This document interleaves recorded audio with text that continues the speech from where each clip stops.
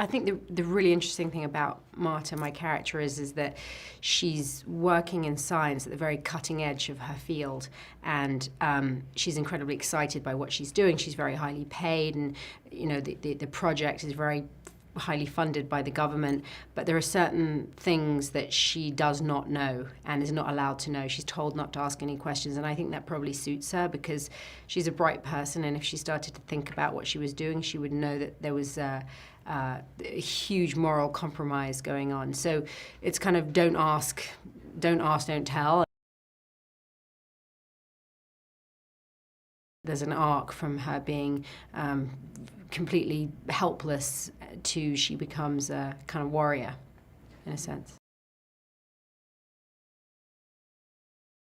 I think I was on the back of a bike a couple of times in my life. It's not something I've not done a lot of motorbike riding. I mean, it's a very different thing, I think, riding a bike and being driven. I was on the back, so I had to just trust Jeremy and surrender. But there was also, hundreds and hundreds of extras driving jeepneys and cars around us that we were weaving in and out of. So it wasn't just trusting Jeremy, which I did.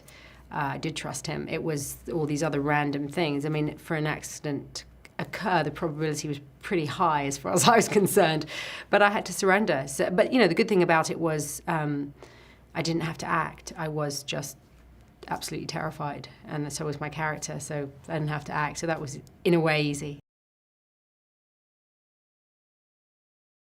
The thing I like about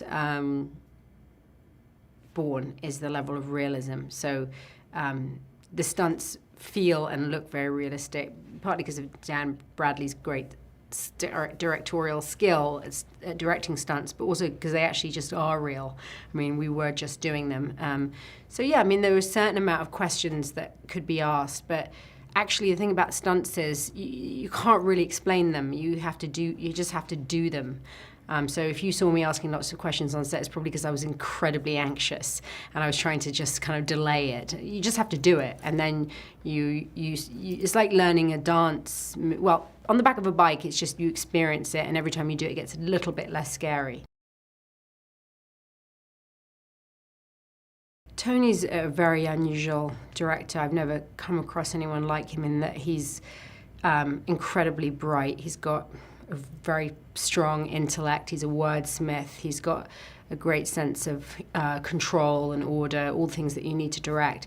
But he also loves chaos, and I think a chaos in acting. So I think that's how you get a kind of raw, edgy, kinetic acting style, which feels like reality rather than safe, stagey kind of acting.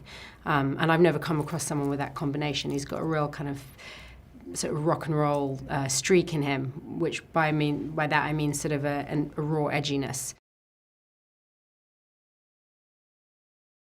The Bourne legacy is raw, exciting, edgy, kinetic, dangerous, sexy, and has got heart.